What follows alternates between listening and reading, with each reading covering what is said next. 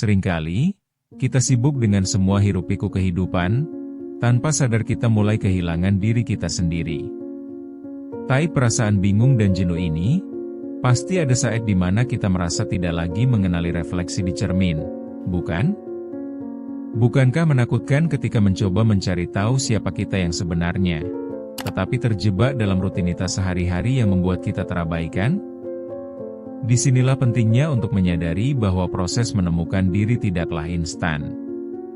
Mari kita mulai perjalanan ini bersama, dan lihat bagaimana kita bisa membongkar semua lapisan yang menghalangi kita untuk menyadari diri kita yang sebenarnya. Yuk, kita gali lebih dalam di chapter pertama. Chapter 1, Kehidupan yang Menghimpit. Dalam kehidupan sehari-hari, kita seringkali terjebak dalam rutinitas yang monoton. Kita berjuang dengan pekerjaan, tanggung jawab, dan berbagai ekspektasi yang datang dari diri sendiri maupun orang lain. Banyak di antara kita tidak menyadari bahwa kita telah membiarkan lingkungan dan tekanan sosial mendikte siapa kita seharusnya. Ada kalanya kita merasa tidak bisa bernafas dalam tekanan yang terus-menerus ini, sampai pada titik di mana kita bahkan lupa apa yang kita sukai. Pertanyaan yang perlu kita tanyakan adalah, apa yang sebenarnya kita inginkan dalam hidup ini? Saat kita terus-menerus berlari mengejar ekspektasi orang lain, bisa jadi kita sudah jauh dari diri kita sendiri. Penting untuk mengambil waktu sejenak, merenungkan, dan menyadari bahwa tidak apa-apa untuk tidak sempurna. Kita harus belajar mendengar suara hati kita sendiri. Ini adalah langkah pertama untuk menemukan kembali diri kita. Kesadaran itu penting. Dan di sini kita mulai belajar untuk tidak menganggap remeh keadaan kita. Maka mari kita teruskan ke chapter berikutnya untuk memahami lebih dalam akar masalah ini. Chapter 2, Mencari Makna di Balik Kebisingan. Sebelum kita melangkah lebih jauh, penting untuk membahas konsep yang relevan dengan kehilangan diri, yaitu overthinking. Kita semua pasti pernah merasakannya, bukan? Pikiran yang tak henti-hentinya berputar di kepala, menganalisis situasi hingga membuat kita terjebak dalam siklus yang tidak berujung. Menurut PS Psikologi, overthinking seringkali disebabkan oleh ketakutan akan penilaian orang lain dan kekhawatiran tentang masa depan. Hal ini membuat kita lebih fokus pada kekhawatiran daripada pada tindakan nyata yang bisa kita ambil. Dalam buku, The Power of Now, Eckhart Tolle menyebutkan bahwa banyak dari kita terjebak dalam pikiran dan kehilangan momen sekarang. Jadi, apa artinya ini bagi kita? Itu berarti, kita perlu belajar untuk melepaskan pikiran-pikiran yang tidak perlu dan kembali ke saat ini. Mari kita lihat penerapan praktisnya dalam kehidupan sehari-hari kita. Chapter 3, Menetapkan Langkah Awal.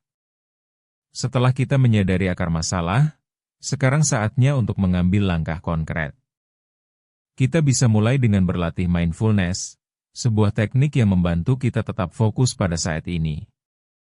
Pertama, coba luangkan waktu beberapa menit setiap hari untuk duduk tenang dan bernapas. Kedua, saat pikiran mulai melayang, bawa kembali fokus kita ke napas tanpa menghakimi diri sendiri. Ketiga, tuliskan perasaan dan pikiran dalam jurnal. Ini membantu kita melihat pola yang mungkin telah mengganggu kita. Dengan cara ini, kita bisa lebih memahami diri kita dan kembali mengenali siapa kita sebenarnya. Ada kalanya kita perlukan pendukung untuk perjalanan ini, seperti teman atau komunitas. Ini mengingatkan kita bahwa kita tidak sendirian dalam perjalanan ini. Chapter 4, Mengenali Diri yang Hilang. Sembari kita menjalani proses ini, biasanya kita mulai menemukan sisi-sisi dari diri yang telah lama kita lupakan. Apa hal-hal yang dulu dilakukan yang memberi kita kebahagiaan? Siapa yang kita kenal sebelum kehilangan diri? Hal-hal kecil ini bisa jadi petunjuk untuk kita kembali menemukan jati diri kita. Mungkin kita dahulu senang menggambar, atau hanya sekadar bercanda dengan teman. Mengingat hal-hal ini bisa memberi kita semangat baru dan mungkin membawa kita pada minat yang baru. Kita juga perlu ingat, bahwa mencari tahu siapa kita tidak selalu menyenangkan. Ada kalanya kita harus menghadapi kenyataan bahwa kita telah mengabaikan sesuatu yang berharga. Namun, itu semua adalah bagian dari proses, dan setiap langkah membawa kita lebih dekat pada diri kita yang sebenarnya. Chapter 5, Menghadapi diri sebagai teman. Menemukan kembali diri itu bukan pencarian yang instan. Ini adalah perjalanan panjang yang memerlukan kesabaran dan keikhlasan. Salah satu cara untuk mendukung proses ini adalah dengan menghadapi diri kita sendiri seperti kita memperlakukan teman. Saat kita melakukan kesalahan atau merasa kehilangan arah, jangan langsung menghakimi diri sendiri. Alih-alih, tanyakan pada diri sendiri, apa yang bisa aku pelajari dari pengalaman ini? Memiliki dialog yang positif dan mendukung dengan diri sendiri bisa membentuk cara pandang kita.